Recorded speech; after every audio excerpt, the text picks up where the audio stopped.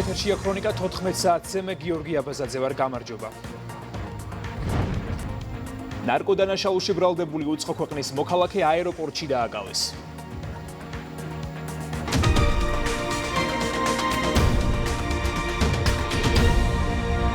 ახალგაზრდული ხმა და ახალგაზრდების ჩართულობა განსაზღვრავს ქვეყნის მომავალს. ეს ქართული ოცნების ახალგაზრდული ორგანიზაციის დღევანდელი კონფერენციის გზავნილია გორიდან. დასმულ შეკითხვებზე გაცემული პასუხები და მსჯელობა გამოწვევებზე, როგორც აღინიშნა ახალგაზრდების მიერ გამოთქმულ იდეებს. ორგანიზაციის ბორდი მხარში დაუდგება, რათა ახალგაზრდებმა საკუთარი თავის რეალიზება შეძლონ. რატი მეტრეველი მეტი დეტალით პირდაპირ ეთერში. ისე როგორც გასული შეხვედრები, დღევანდელი შეხვედრაც საკმაოდ მრავალფეროვანი თემებით გამოირჩეოდა. აქ ძალიან ბევრი ახალგაზრდა მოგროვდა იმისთვის, რომ მმართველ გუნდთან ესაუბრათ ამა თუ იმ საკითხზე. წამოიჭრა ისეთი თემები, როგორებიცაა მაგალითად ახალგაზრდების დასაქმება რეგიონში, თუ რა უნდა გაკეთდეს იმისთვის, რომ ახალგაზრდებს, რომლებიც რეგიონში ცხოვრობენ, აღარ მოუწიოთ რეგიონის დატოვება და დედაქალაქში წასვლა. ასევე საუბარი შეეხო ოკუპაციასაც, რომელიც ამ რეგიონისთვის განსაკუთრებულად მტკივნეული და სენსიტიური საკითხია. ასევე საუბარი შეეხო ახლო წარსულსაც ახალგაზრდებმა გაიხსენეს ხელისუფლების მიერ მიღებული კანონების წინააღმდეგ აგორებული კამპანია. ამ მიმართულებით აკადემიური სივრცეებისა და უნივერსიტეტების პოლიტიზირების მცდელობა და როგორც ითქვა, ამ ყველაფრის უკან იდგა კონკრეტული მიზეზები, შეტევის კამპანია, რომელიც იყო განსხვავებული აზრის წინააღმდეგ მიმართული სტუდენტებში. ასევე ახალგაზრდებმა კითხვები დასვეს, თუ როგორ შეიძლება ებრძოლოს ხელისუფლება ახალგაზრდებთან ერთად დეზინფორმაციულ კამპანიას. გაიხსენეს ახლო წარსულში და ამჟამად მიმდინარე ასევე ეკლესიის წინააღმდეგ მიმართული კამპანია, ჩარევა ეკლესიის შიდა საქმეებში და ამაზეც ასევე მოვისმინეთ, რომ ეს ყველაფერი სულაც არ არის შემთხვევითი და ამ ყველაფრის უკან დგას კონკრეტული მიზნები. ახალგაზრდა ტოვებს საკუთარ რეგიონს, გადადის ქალაქში, იმისთვის რომ დასაქმდეს, ან თუნდაც ხშირ შემთხვევაში ტოვებს ქვეყანასაც. და იქ როგორ უყურებთ ამ გამოწვევაზე? სახელმწიფოს სწორედ არსამართად და სწორი მიმართულებით სიარულისათვის აუცილებელი არის ის, რომ ახალგაზრდები უფრო მეტად იყვნენ ჩართულები პოლიტიკურ პროცესებში, აუცილებლად გადაწყვეტილებების მიღების პროცესში და მათ ხმა იცნობდეს არა მარტო ცენტრალური ხელისუფლების დონეზე, არამედ რაც ყველაზე მთავარია მუნიციპალურ დონეზე. ეს ატარებს განსაკუთრებულ მნიშვნელობას, იმიტომ რომ ჩვენ ახალგაზრდებმა იმ კუთხეში, რომლის შვილებიც ვართ, ყველაზე მეტად ვიცით თუ რა გამოწვევები არის. იდეოლოგიური ომი მიმდინარეობს და ბევრი ახალგაზრდა ამ იდეოლოგიური ომის სვეტი ხდება.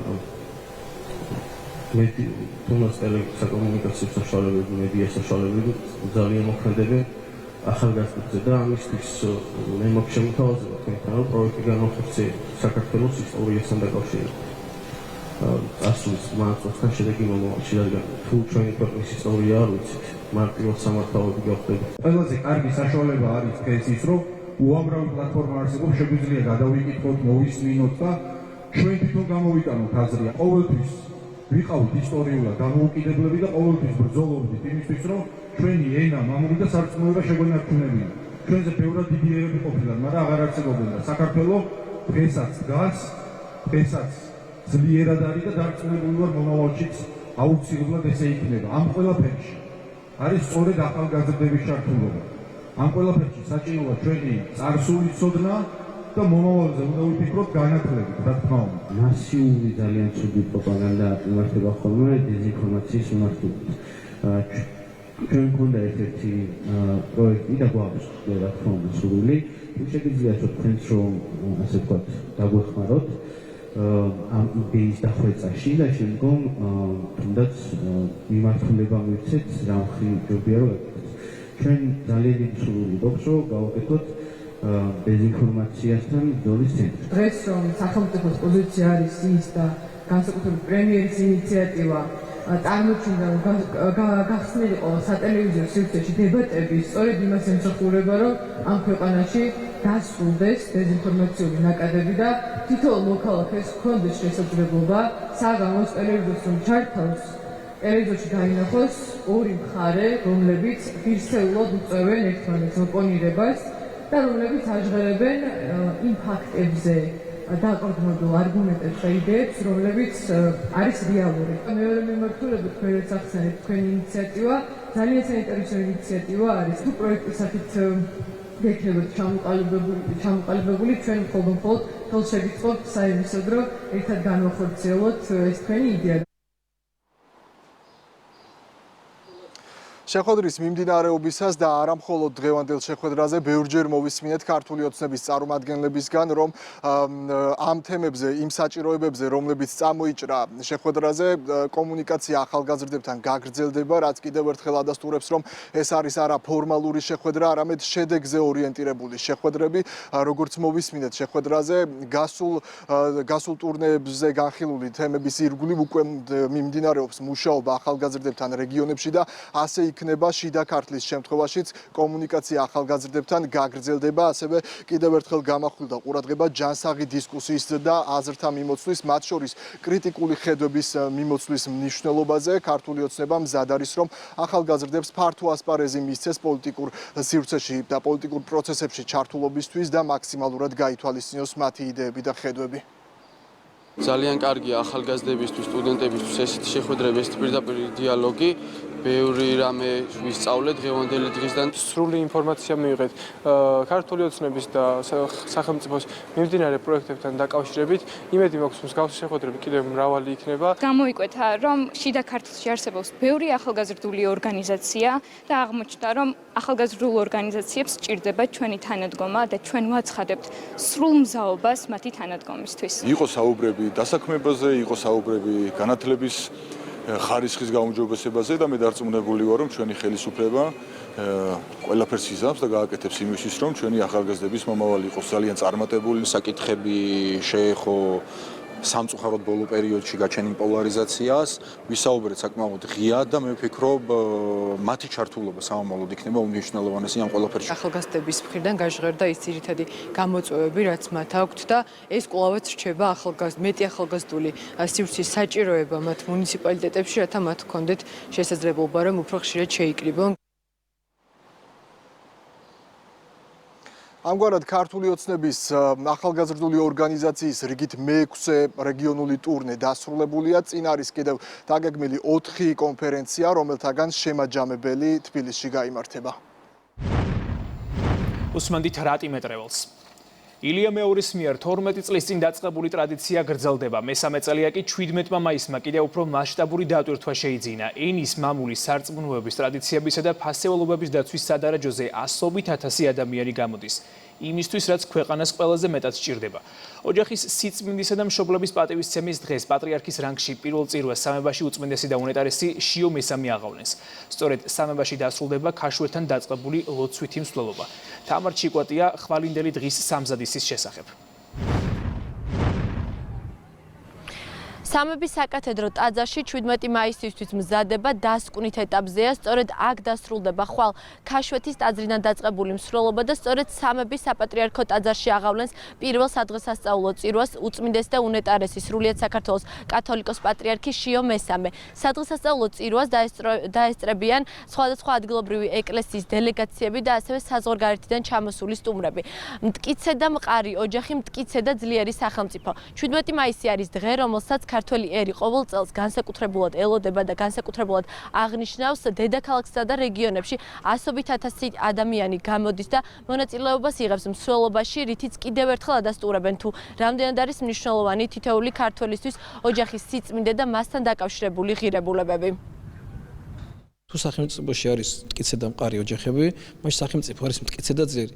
ეს მის მოწონს ყოველთვის იცოდა და სახელმწიფო დგას ოჯახებზე და ამიტომაც ყურადღება გაამახვილა მის მოწონს ამ ოჯახის დღის სიწმინდეს დაკავშირებით. ძალიან მნიშვნელოვანია ამ დღეში მონაწილეობის მიღება. პირველი იმით, რომ ჩვენი პატრიარქისთვის პირველი დიდი წირვა იქნება სამი საკათოლიკოს საქართველოს კათოლიკოს პატრიარქი პირველად აღასრულებს ამ წირვას და ძალიან მნიშვნელოვანია თელი ერი იმ დღეს ერთად ვიყოთ, იმიტომ რომ მნიშვნელოვანია რომ ჩვენ რა დამოკიდებულება გვაქვს ჩვენს ეკლესიასთან, დედა ეკლესიასთან, რომელმაც დღევანდელ დღემდე მოიტანა ჩვენი ერი და ჩვენი იდენტობა დგას საქართველოს სამოციქულო ეკლესიაზე. ეს არის უფრო სულიერი თუ ეროვნული თვითშეგნების სიმბოლო, რომელიც თითოეულ ჩვენთაგანს მოგვიწოდეს, რომ დავფიქრდეთ იმ თავად ღირებულებებზე, რომელიც არის ოჯახის სიწმინდე, მშობლების პატივისცემა და ის დიდი სიყვარული და ის ტრადიციული ღირებულებები, რომლებსაც ჩვენი ერის საუკუნეების მანძილზე ატარებდა და დღევანდელ დღემდე მოიტანა. მისი უწმინდესობის მიერ დატოვებული ეს მნიშვნელოვანი ტრადიცია, რა თქმა უნდა, გაგრძელდება და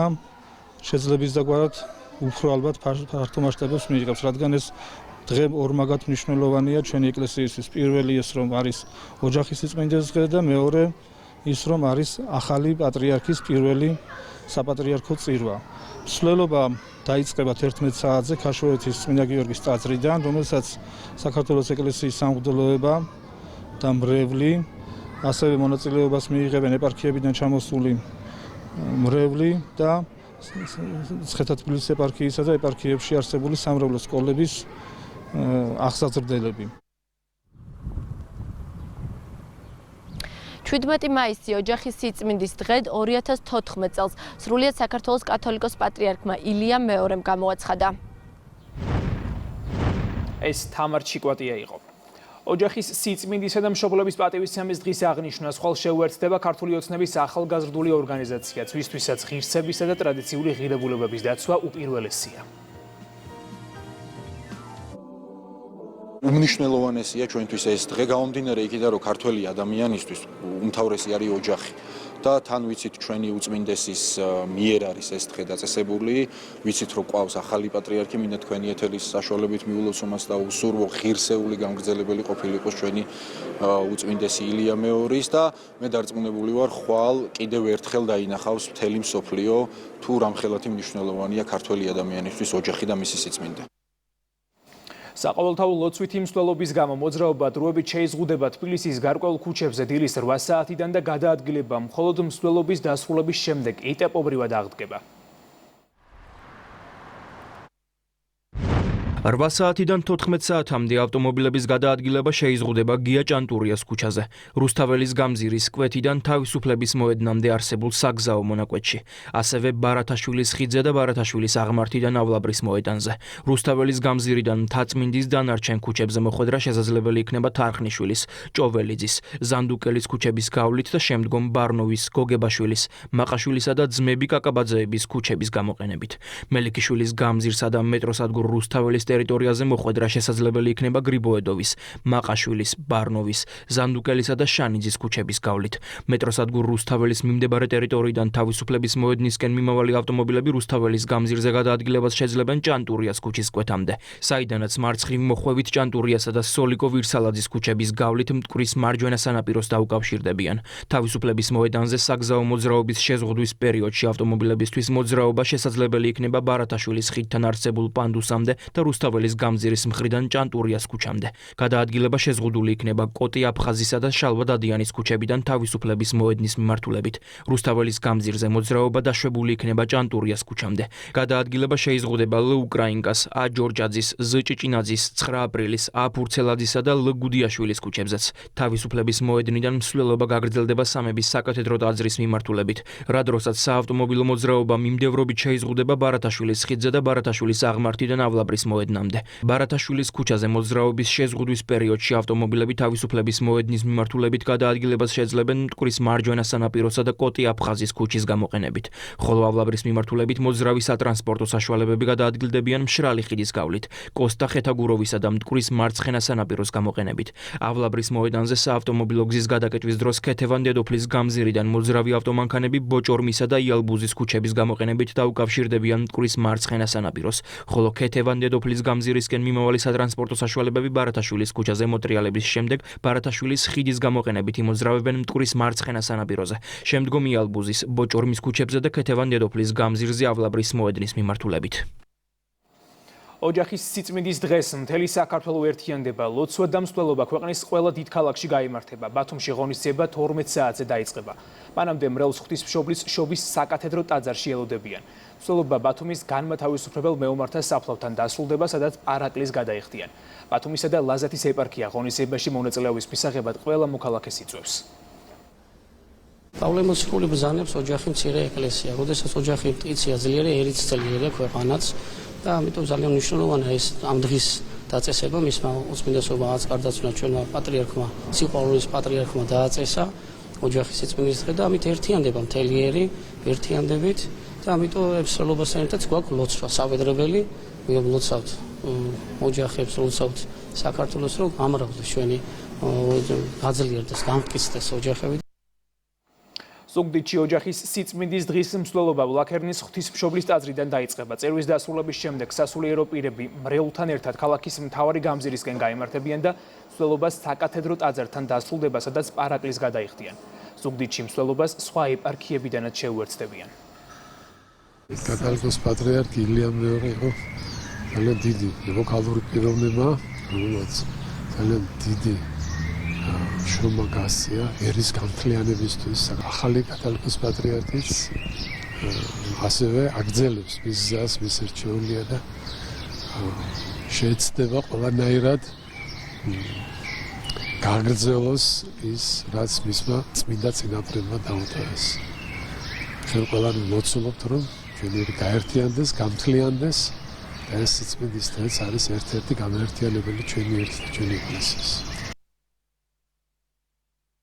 საგრაიტოს აგენტო Fitch Ratings-მა საქართველოს სუვერენული რეიტინგი შეაფასა და სხვადასხვა ფაქტორის გათვალისწინებით დატოვა უცვლელად BB დონეზე და დაადასტურა სტაბილური პერსპექტივა, რაც მაღალი ეკონომიკური ზრდით, სწრაფი ეკონომიკური განვითარებით, ზომიერი მთავრობის ვალითა და სტაბილური საბანკო სისტემით არის განპირობებული. როგორც სარეიტინგო კომპანია აღნიშნავს, ქვეყანა ინარჩუნებს ძლიერ ეკონომიკურ ზრდას და მიმდინარე ანგარიშის ბალანსი ბოლო წლებში გაუმჯობესებულია. გაზრდილია საერთაშორისო რეზერვების დონე და მონეტარული პოლიტიკა განაგრძობს მკაცრ პოლიტიკას ინფლაციის ტენდენციების გათვალისწინებით. სარეიტინგო კომპანიამ საქართველოს ეკონომიკური ზრდის პროგნოზი 2026 წლისთვის გააუმჯობესა. კერძოდ 2026 წელს სარეიტინგო კომპანია 6.5%-იან ეკონომიკურ ზრდას ელოდება, რაც წინა შეფასებასთან შედარებით 1.2%-იანი პუნქტით არის გაუმჯობესებული.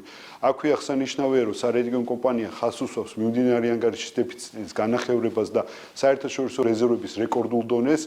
ყოველივე ზემოაღნიშნულის გათვალისწინებით ჩვენი მოლოდინია, რომ ის ტენდენციები, რაც წინა წლებში ფიქსირდებოდა ეკონომიკური ზრდის კუთხით გაგრძელდება როგორც 2026, ასევე მომდევნო წლებში. სარეიტინგო სააგენტო Fitch-ის მიერ საქართველოს BB რეიტინგისა და პოზიტიური პერსპექტივის შენარჩუნება, რა თქმა უნდა, მოსალოდნელი იყო. ჩვენ ვაჩვენეთ საკმაოდ გრადე ეკონომიკური ზრდა, ვაჩვენეთ შედარებით სტაბილური, ესე ვთქვათ, ეკონომიკური ფინანსური მდგომარეობა, რაც კიდევ ერთხელ ასეთი გეოპოლიტიკური კრიზისის პერიოდში, რომელიც ახლა იმყოფება ჩვენი რეგიონი, არის ძალიან კარგი მაჩვენებელი. და აღნიშნო, რომ ჩვენი ეკონომიკა საკმაოდ დივერსიფიცირებულია, მიუხედავად ისეთი გეოპოლიტიკური პრობლემებისა, ჩვენი თან ტურიზმის და სხვა ფინანსური ნაკადები საკმაოდ სტაბილურად შემოედინება და ეს კიდევ ერთხელ ვთქვათ აძლევს ჩვენს საერთაშორისო სარეიტინგო სააგენტოებს იმის საშუალებას, რომ მათ ასეთი სტაბილური პერსპექტივა შეინარჩუნონ და მომავალში კიდევ უფრო დადებითი შეცვალონ კიდევ უფრო დადებით რეიტინგზე. განსაკუთრებულ დავალებათა დეპარტამენტის სამმართველოებს ეწვია შინაგან საქმეთა მინისტრი. შეხვდა ხელმძღვანელებს, თანამშრომლებსა და დანაყოფის აღჭურვილობა დაათვალიერა. სულხან თამაზაშვილმა თანამშრომლებს გაწეული მუშაობისთვის მადლობა გადაუხადა, ასევე დაესწრო მათი მონაწილეობით გამართულ საჩვენებელ ტაქტიკურ წვრთნებს.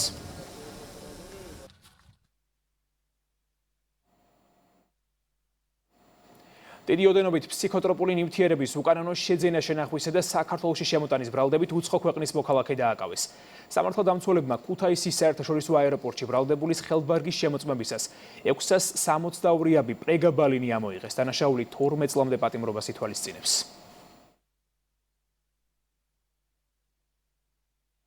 ქვემო ქართლის პოლიციამ ცეცხლსასროლი იარაღები და ნარკოტიკული საშუალება ამოიღო. თეთრიწყაროს მუნიციპალიტეტში ბრალდებულის საცხოვრებელი სახლისა და დამხმარე შენობა ნაგებობის ჩხრეკისას ავტომატური ცეცხლსასროლი იარაღი, სანადირო თოფი, პისტოლეტი, მჭიდი და სხვადასხვა მოდელის ცეცხლსასროლი იარაღისთვის განკუთვნილი 35 ვაზნა ნივთმტკიცება დამოიღეს. ასევე ამოღებულია გამომშრალი მარიხუანა.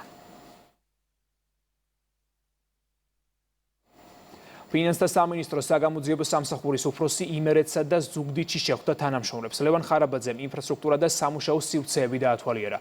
შეხვედრაზე საგამოძიებო სამსახურის უფროსმა რეგიონული სამმართველოების ხელმძღვანელებთან საფინანსო ეკონომიკურ სფეროში ჩადენილ დანაშაულთა წინააღმდეგ ბრძოლის სამომავლო გეგმებზე და საქმიანობის ძირითად მიმართულებებზე ილაპარაკა. ლევან ხარაბაძე მოადგილეებთან ერთად ზუგდიდში ახალი რეგიონული ოფისის მშენებლობას მოინახულა, რომელიც სრულად იქნება აღჭურვილი თანამედროვე ინფრასტრუქტურითა და უზრუნველყოფს საგამოძიებო სამსახურის გეოგრაფიულ ხელმისაწვდომობას.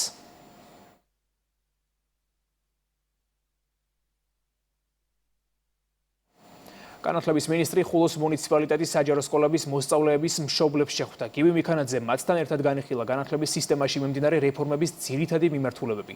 ასევე სასკოლო ფორმების შემოღება, სახელმძღვანელოების განახლება, უმაღლეს დაწესებულებებში ჩარიცხვის წესი და სახელმწიფო უნივერსიტეტებში უფასოდ სწავლის შესაძლებლობა. როგორც მინისტრმა აღნიშნა, რეფორმის მიმდინარეობისას მნიშვნელოვანია მშობლების მაქსიმალური ჩართულობა და მათგან უკავშირის მიღება. ქონდა შესაძლებლობა დეტალურად გაგვეცნო ყველა ის რეფორმა, რომელიც განათლების სამინისტროში მიმდინარეობს, უმაღლესი და ზოგადი განათლების მიმართულებით. მიმსჯელეთ იმაზე, თუ რა მიზნებს ემსახურება, როგორი მიიღება გადაწყვეტილებები, რაოდენ მნიშვნელოვანი არის საზოგადოების როლი ამ პროცესებში, მათი მხარდაჭერა, ჩართულობა და მონაწილეობა, რამე თუ საზოგადოების მონაწილეობის გარეშე ეს რეფორმები სრულყოფილი ვერ იქნება. მნიშვნელოვანია ის რეფორმები, რომელსაც დღეს განათლების სამინისტრო ახორციელებს, აღნიშნული რეფორმის განხორციელების შემდგომ მოსწავლეების განათლების ხარისხიც გაუმჯობესდება და მათი მომავალი იქნება უფრო უკეთესი. თერჯოლის სოფელ ღვანკითის საჯარო სკოლის რეაბილიტაცია დასრულდა. სასწავლო დაწესებულება სრულად აღიჭურვა თანამედროვე საკლასო სივრცეებით. შიდა და გარე სპორტული მოედნებით. შენობა უზრუნველყოფილია ყველა აუცილებელი საინჟინრო კომუნიკაციით, გათბობის, წყალმომარაგებისა და კანალიზაციის ახალი სისტემებით, რაც სასწავლო პროცესის უწყვეტობასა და უსაფრთხოებას უზრუნველყოფს. სამუშაოების ადგილზე მუნიციპალური განვითარების ფონდის აღმასრულებელი დირექტორის მოადგილე გაეცნო. მიმდინარეობს სარეაბილიტაციო სამუშაოები 360 ბავშვზე გათვლილი სკოლის. სრულად კეთილმოეწყო სკოლის ინფრასტრუქტურა, გარე სპორტული მოედანი და ფიქრობთ, რომ ახალ სასწავლო წელს ბავშვები დაიწყებენ სწავლას ახალ გარემოში. ღვანკითის საჯარო სკოლას ჩაუტარდა სრული რეაბილიტაცია. სექტემბრიდან შევდივართ განახლებულ სკოლაში, რაც ძალიან გვიხარია პედაგოგებს, მოსწავლეებს და ზოგადად სოფელს. დევნილთა სააგენტო იძულებით გადაადგილებულ 500-ზე მეტ ოჯახს მთელი ქვეყნის მასშტაბით საცხოვრებელ სახლებს შეუსყიდის. იმ ოჯახების სია, რომელთა განსახლების თაობაზე კომისიამ დადებითი გადაწყვეტილება მიიღო, სააგენტოს ვებგვერდზე უკვე გამოქვეყნდა. მათ 6 თვიანი ვადა ეძლებათ, რათა სახლები საქართველოს ნებისმიერ რეგიონში თავადვე შეარჩიონ და სააგენტოს წარუდგინონ. აღსანიშნავია, რომ დევნილი ოჯახების განსახლების მიზნით საცხოვრებელი კომპლექსების მშენებლობების პარალელურად სახლების შესყიდვის პროგრამამ ბოლო პერიოდში განსაკუთრებული მასშტაბი შეიძინა. წელს სააგენტომ სახლი უკვე 1050 დევნილ ოჯახს შეუსყიდა. ძალიან სწრაფად მოხდება ფაქტიურად ამ სახლების გადაცემა. კომისიაზე გამოდის ბევრი განცხადება, დეტალურად მიმდინარეობს ამ განცხადებების განხილვა. ვცდილობთ, რომ შედეგი იყოს მაღალი. 1000-ობით სახლი არის გადაცემული უკვე და დარწმუნებული ვარ, მომავალში უფრო ნაყოფიერი იქნება და სწრაფი ტემპით განვითარდება ეს პროგრამა. ორიგი ეტაპი დასრულდა სოფლად სახლის კომისიების, რომლის ფარგლებშიც 500-ზე მეტ ოჯახთან დაკავშირებით იქნა მიღებული დადებითი გადაწყვეტილება. ამ ოჯახებს მიეცემათ 6 თვიანი ვადა, რათა მოიძიონ და წარმოადგინონ სააგენტოში მათ საჭიროებებზე მორგებული საცხოვრებელი სახლები. თბილისსა და რეგიონებში რაგბის სტადიონებისა და ტექნიკური ცენტრების მშენებლობა მიმდინარეობს. ინფრასტრუქტურის სამინისტროს მუნიციპალური განვითარების ფონდი განაგრძობს ქვეყნის მასშტაბით სარაგბო ინფრასტრუქტურის განვითარებასა და ივნისში დაგეგმილი რაგბის 20 წლამდელთა მსოფლიო ჩემპიონატისთვის მზადებას. თბილისსა და ქვეყნის სხვადასხვა რეგიონში დაიწყო როგორც არსებული სარაგბო ბაზებისა და სტადიონების რეაბილიტაცია, ისე ახალი თანამედროვე სტანდარტების შესაბამისი მოედნების მშენებლობა. მსოფლიო ჩემპიონატისთვის აქტიურად მიმდინარეობს რაგბის 3 სპორტული კომპლექსის ჯამში 5 მოედნის რეაბილიტაცია. თბილისში, ავჭალისა და შევარდენის სტადიონებზე, ასევე ქუთაისში, აიას კომპლექსში შემავალ 3 სტადიონზე. აქტიურად მიმდინარეობს სამუშაოები ივნისის თვეში მსოფლიო ჩემპიონატის სამასპინძლოდ, რომ ღირსეულად შეძლოს საქართველოს ამ ჩემპიონატის ამ მნიშვნელოვანი ტურნირის მასპინძლობა. მუნიციპალური განვითარების ფონდი აქტიურად მუშაობს იმისთვის, რომ კონტრაქტორ კომპანიასთან ერთად დროულად დასრულდეს სამუშაოები. იცვლება ვალახის საფარი, ეწყობა ჰიბრიდული სისტემის უახლესი ტექნოლოგიებით ვალახი. გარდა ამისა, ძალიანაც იცვლება სპორტული ინფრასტრუქტურა, ტრიბუნები, გასახდელები, საშხაპეები. რუსთავში ლერმონტოვის ქუჩის ნომერ 5-ში ავარიული საცხოვრებელი კორპუსის გამაგრება რეაბილიტაცია მიმდინარეობს. შენობის ავარიული ნაწილის დემონტაჟი მოხდა და მოეწყო ახალი კონსტრუქცია. გათვალისწინებულია ფასადის სრული ენერგოეფექტური განახლება, ახალი სახურავისა და კარ-ფანჯრების მოწყობა. სამუშაოები სახელმწიფო ბიუჯეტიდან ფინანსდება. ავარიული კორპუსების გამაგრება რეაბილიტაცია რუსთავში ამ ეტაპზე 15 სხვადასხვა მისამართზე მიმდინარეობს. რუსთავში ლერმონტოვის ხუთში ვახორციელებთ ერთ-ერთ ყველაზე რთულ პროექტს, რომელიც კორპუსის გამაგრებას და რეაბილიტაციას ეხება. კორპუსი საკმაოდ მძიმე მდგომარეობაში იყო სპეციალისტების დასკვნით, რამდენიმე შეხვედრა ჰქონდა მოსახლეობასთან, მოგვიწია მათი 100%-ის გაყვანა შენობიდან იქამდე, ვიდრე სარეაბილიტაციო სამუშაოები არ დასრულდება. ავარიული მდგომარეობაში იყო მოშენების ნაწილი, რამაც ასევე დააზიანა შენობის ძირითადი ნაწილი. ამ ეტაპზე სამუშაოები დამაკმაყოფილებად მიმდინარეობს და ჩვენ ვფიქრობთ, რომ დაახლოებით 3 თვის განმავლობაში სამუშაოები სრულად იქნება დასრულებული. იუსტიციის მინისტრმა ნოტარიუსებს 30 წლის იუბილე მიულოცა. საზეიმო ღონისძიებაზე ქართული ნოტარიატის ინსტიტუციური ფორმირების იმ ეტაპებზე ილაპარაკეს, რომლითაც განისაზღვრა ნოტარიუსის სამართლებრივი სტატუსი, უფლებამოსილებები და პროფესიული პასუხისმგებლობა. განსაკუთრებული ყურადღება დაეთმოს სამომავლო გეგმებსა და ხედვებს, ასევე ნოტარიუსის როლს ქვეყნის სამართლებრივი უსაფრთხოების უზრუნველყოფაში. სპეციალური სიგელები დააჯილდოვეს ღვაწლმოსილი და 30 წლიანი სტაჟის მქონე ნოტარიუსები, აგრეთვე ნოტარიუსთა პალატის ხანგრძლივი სტაჟის მქონე თანამშრომლები. ქართულ ნოტარიუსებს იუბილე მიულოცეს გერმანიის ნოტარიუსთა ფედერალური პალატის საპატიო ნოტარიუსმა და უზბეკეთის ნოტარიუსთა პალატის პრეზიდენტმა. ნოტარიატი მნიშვნელოვან როლს ასრულებს ქვეყნის ეკონომიკის განვითარებაში, რადგან სწორედ სამართლებრივი სტაბილურობა, სამართლებრივი განჭვრეტადობა არის ერთ-ერთი მნიშვნელოვანი საფუძველი, რომელზეც დგას ეკონომიკა. ასევე მნიშვნელოვანია და ხაზი მინდა გაუსვა იმ გარემოებას, რომ ქართული ნოტარიატი ვითარდება ევროპული სტანდარტების შესაბამისად. ამის ნათელი დადასტურებაა ის, რომ საქართველოს ნოტარიუსთა პალატა გაწევრიანდა ევროკავშირის ნოტარიუსთა საბჭოში, როგორც დამკვირვებელი წევრი. თითოეული ნოტარიუსის საქმიანობა უმნიშვნელოვანესია როგორც ერთი მხრივ ქვეყნის სამართლებრივი უსაფრთხოების თვალსაზრისით, ასევე ნოტარიუსებს უმნიშვნელოვანესი როლი შეაქვთ თითოეული გადადგმული ნაბიჯი, თითოეული სანოტარო აქტით ეკონომიკურ განვითარებაში. შესაბამისად, მნიშვნელოვანია, რომ სახელმწიფომაც ყველანაირად ხელი შეუწყოთ თითოეულ ნოტარიუსს თავისი საქმიანობის განხორციელებაში. ეს არის 3 წლეულის განმავლობაში შექმნილი ნდობის, პროფესიონალიზმისა და მოქალაქეების სამსახურში დგომის ისტორია. მინდა მივულოცო დღევანდელი დღე ყველა ნოტარიუსს. ოჯახის სიწმინდის დღესთან დაკავშირებით საპატრიარქო განცხადებას ავრცელებს. როგორც აღნიშნულია, წელს დღესასწაული პირველად აღენიშნება კათოლიკოს პატრიარქ ილია მეორის გარეშე და ახლად არჩეული კათოლიკოს პატრიარქ შიო მესამის მეთაურობით. ოჯახის სიწმინდის დღე საქართველოს მართლმადიდებელი ეკლესიის ეპარქიებშიც აღენიშნება სასულიერო პირებისა და მრევლის ერთობლივი ლოცვითი მსვლელობით. ეს დღე იქნება სახე ღვაწლმოსილი პატრიარქის საქმეების გაგრძელებისა და მორწმუნე ხალხში მისი ცოცხალი ხსოვნის დემონსტრირებისა ნათქვამია განცხადებაში. 17 მაისს ოჯახის სიწმინდისა და მშობლების პატივისცემის დღის აღსანიშნავად 10 საათზე საყოველთაო შეკრება დაიწყება საქართველოს 10 ქალაქში: თბილისში, რუსთავში, ქუთაისში, გორში, ბათუმში, ახალციხეში, ზუგდიდში, თელავში, ცხეთასა და ოზურგეთში. 10-ვე ქალაქში საყოველთაო მსვლელობა ერთდროულად 11 საათზე დაიწყება. შეკრება სრულიად საქართველოს კათოლიკოს პატრიარქის შიო მესამის ლოცვა-კურთხევით იმართება. ახალციხეში ტურისტული სეზონი იხსნება. რაბათის ციხეზე დღის განმავლობაში სხვადასხვა ღონისძიებაა დაგეგმილი, დღის ბოლოს კი კონცერტი. როგორ ხვდება სეზონს სამცხე-ჯავახეთი, ნინი მაისურაძე მოგვიყვება. 2026 წლის ტურისტული სეზონის გახსნას ახალციხე მრავალფეროვანი გასართობი ღონისძიებებით ხვდება.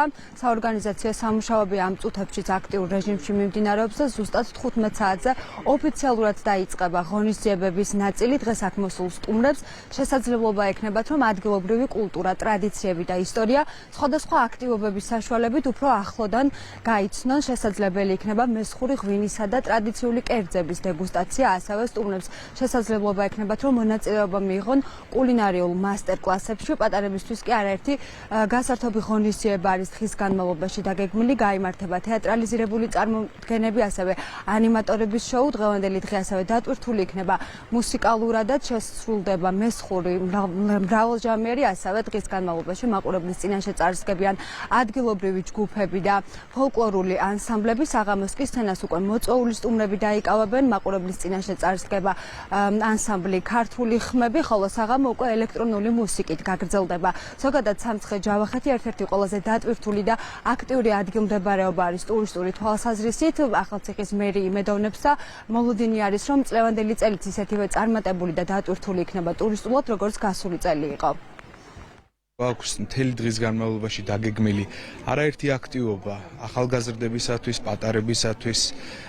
აქ მოსული სტუმრები დააგემოვნებენ მესხურ კერძებს, ადგილზე მოწყობილია შესაბამისი სივრცეები, სადაც წარმოდგენილია ადგილობრივი მეწარმეების მიერ დამზადებული ხელნაკეთი ნივთები.